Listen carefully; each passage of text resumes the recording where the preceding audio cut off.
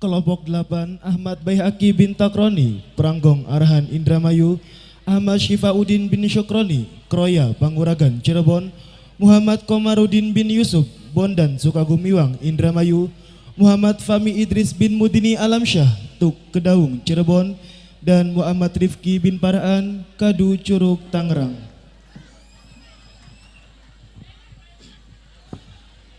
Bismillahirrahmanirrahim. Negara Indonesia terkenal dengan penduduknya yang mayoritas memeluk agama Islam terbanyak di dunia, yang mana penyebaran Islam di Indonesia tidak lepas dari peran Wali Songo, khususnya di Tanah Jawa. Salah satu penyebaran agama Islam di Indonesia dilakukan oleh lembaga pendidikan yang dikenal dengan sebutan pondok pesantren. Cikal bakal lahirnya pondok pesantren ketika Raden Rahmatullah atau dikenal dengan Sunan Ampel yang mendirikan sebuah pondok pesantren di Ampel Denta, Surabaya, Jawa Timur. Pesantren adalah tempat pendidikan Islam untuk mendidik para santri yang berjuang menjadi pemeran untuk kesuksesan di masa depan dengan menimba ilmu agama Islam di bawah bimbingan kiai. Seperti halnya kesuksesan fa'il beri'rab rafa', di mana i'rab rafa' itu sesuatu yang mulia, luhur dan sukses.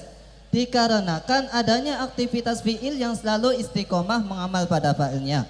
Dalam ilmu nahwu, pemeran atau subjek dinamakan fa'il, seperti yang telah dijelaskan dalam kitab Alfiyah Imam Ibnu Malik karya Syekh Muhammad bin Abdillah bin Malik Al-Andalusi yang berbunyi Al-fa'ilul ladzi kamarfu'ai ata Zaidun muniran wajhuhu ni'mal fata. Fa'il adalah seperti dua isim yang dirufakan pada lafaz ata Zaidun muniran wajhuhu ni'mal fata. Fa'il secara etimologi adalah man awjadal fi'la, orang yang melakukan pekerjaan. Sedangkan fa'il secara terminologi adalah al-ismul musnadu ilahi fi'lun ala tariqati fa'ala awsibuhu. Isim yang menjadi sandarnya fi'il yang berbentuk wazan fa'ala atau yang serupa dengannya. Contohnya dalam firman Allah Subhanahu wa taala surat At-Taubah ayat 122. A'udzu billahi minasyaitonir rajim. Wa ma kanal mu'minuna liyanfiru kaffah falaula nafara min kulli firqatin minhum ta'ifatul liyatafaqahu fid-din wa liyunziru qaumahum idza raja'u ilaihim la'allahum yahdharun.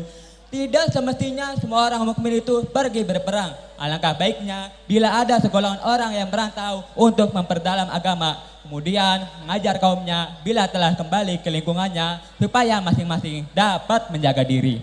Mahalu syahid lafat ta'ifatun. Lafat ta'ifatun didefinisikan fa'il secara etimologi adalah orang yang melakukan pekerjaan, dan ketika lafat ta'ifatun didefinisikan fa'il secara terminologi adalah isim yang menjadi sandarnya fi'il yang berbentuk wazan fa'ala, yaitu lafat nafaro.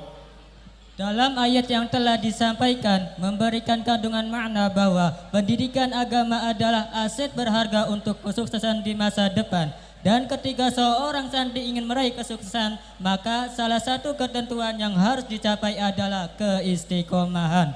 Adapun fa'il itu memiliki salah satu ketentuan yang harus terletak setelah fi'il, seperti Bernadom Wa ba'da fi'lin fa'ilun fa'in dohar fahuwa wa illa fadomirun istatar.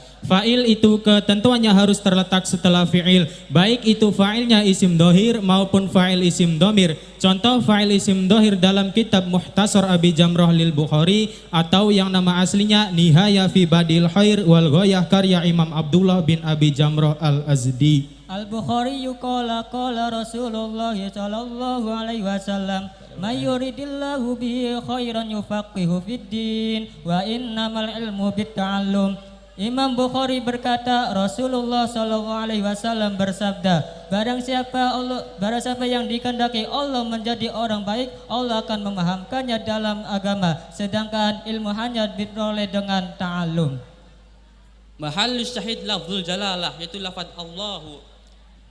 menjadi fa'il isim zahir yang dirafa'kan oleh fi'il yaitu lafaz yurid. Yang mana alamat rafa'nya itu menggunakan dhamma zahirah karena berupa isim mufrad. Pokok penjelasan lafaz Allahu dikatakan sebagai fa'il isim zahir karena terletak setelah fi'il yaitu lafaz yurid. Contoh fa'il isim domir dalam firman Allah Subhanahu wa taala surat Al-Jin ayat 16. A'udzu billahi minasyaitonir rajim. Bismillahirrahmanirrahim. Wa allaw istaqamu 'ala tariqati la asqainahum ma'an ghadaqa. Seandainya mereka tetap berjalan di atas jalan itu, yakni agama Islam, niscaya kami akan mencurahkan rezeki yang melimpah. Mahalu syahid lafaz istaqamu terdapat fa'il isim domir baris mahal rafa berupa wawu yang menjadi fa'ilnya lafaz istaqama. Maka dalam hal ini wawu bisa dikategorikan sebagai fa'il isim domir.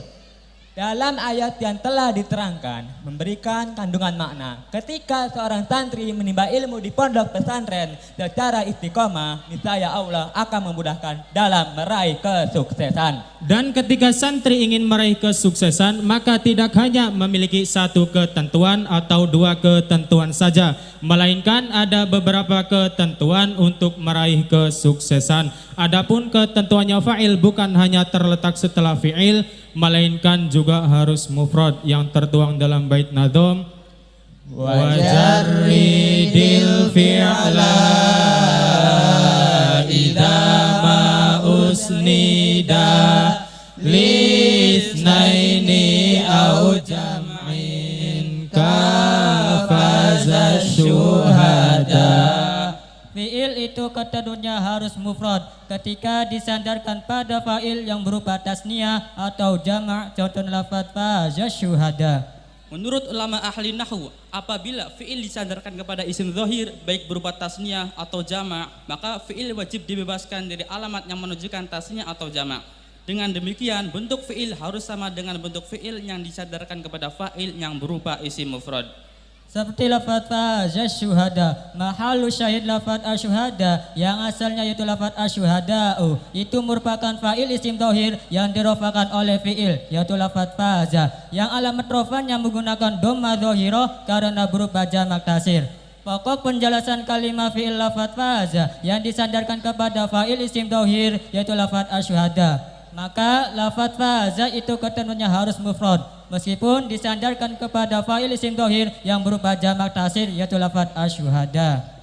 Dalam contoh yang telah diterangkan memberikan pemahaman bahwa orang yang mati syahid dalam berperang demi menegakkan kalimat Allah dan mempertahankan negara dari kaum penjajah itu bisa dikatakan sebagai Faza syuhada. Telah berbahagialah orang-orang yang mati syahid. Sebagaimana negara tercinta kita, negara Indonesia itu merdeka diraih oleh perjuangan para pahlawan, di antaranya perjuangan para santri beserta kiai yang